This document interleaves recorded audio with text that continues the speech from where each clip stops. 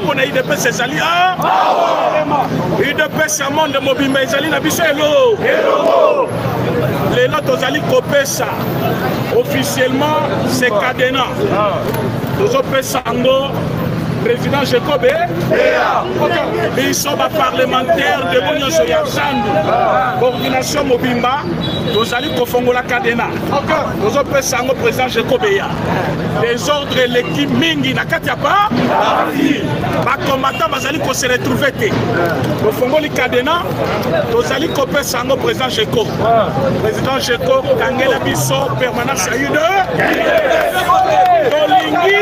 ordre côté la katiapa biso ba parlementaire de botos en côté na biso les lois qui tolobi ba combattant ba gérer ba marché sur la ville de Kinshasa ba parlementaire de botos se retrouver force du progrès ba par na ba ligue des jeunes sont par na attention la ligue des jeunes le vrai et non ligue de papa Toyokani alors jeunesse nyonso ba combattant nyonso ba parlementaire nyonso et combien d'actions banobi Cadena yangoyo président Chekos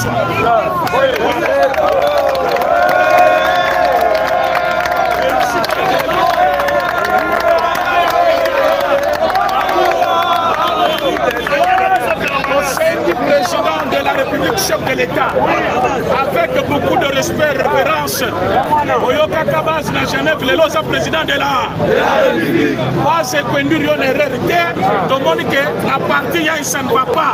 Tout désapprouvé, monsieur Augustin Kabouya. Tout senga oso acte, il y a des approbations à vie. Au Bandalelo, ils sont tous reconnaître les sources Kabouya. Président de la République, soit qu'il a dit ça. Merci.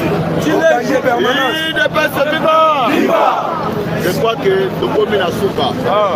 En tout cas, Nazana passe un même moment parce que Oyo, Cadena Oyo, ezali kolakisa développement ya IDPS il faut que liboso. Na kombo ya ba parlementaire de na kombo ya ba force du projet, na kombo ya ba cellulaire, na kombo ya ba sectionnaire, na kombo ya ba fédération. La combo ya ba nationaux na biso. Je crois que tozwi Cadena oyo koto kanga permanence wana pour que Kabouya kota lisusu.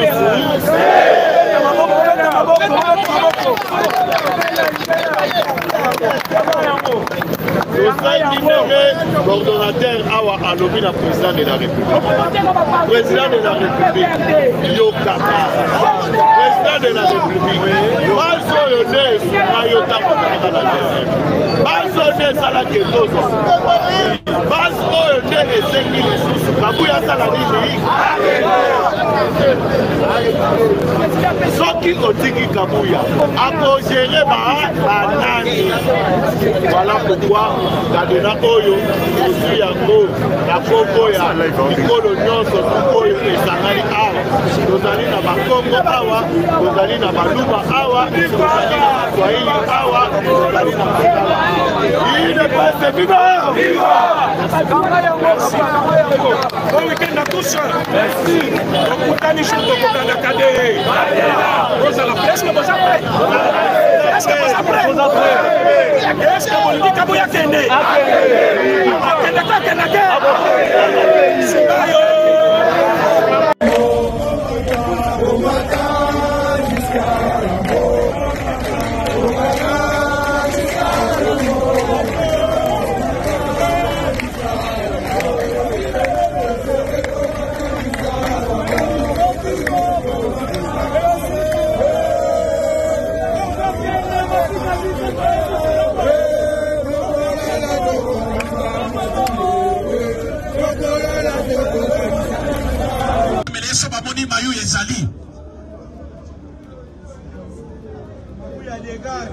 Alors, Tosengi Bino, pour le Sénat, tous allez regardant.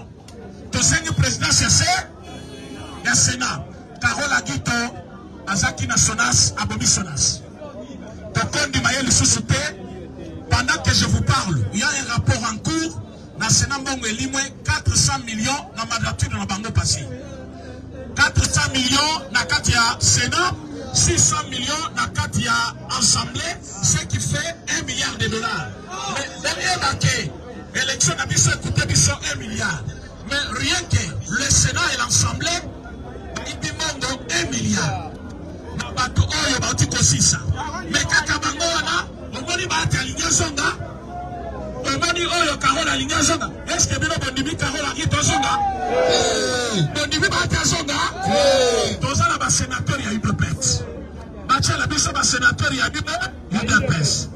Comme ba linga msoma kende boulot, les deux assemblées même msoma travailler.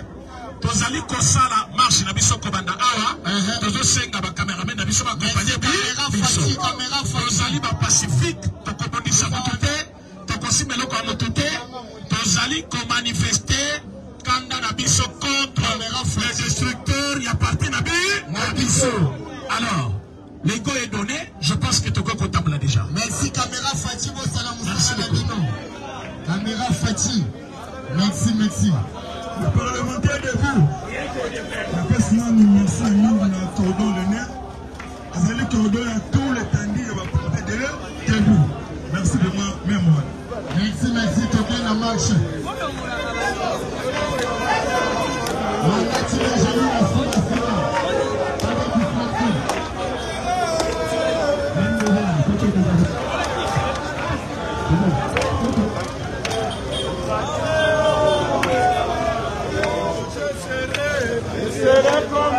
Jusqu'à la mort, combattant jusqu'à la mort, boy.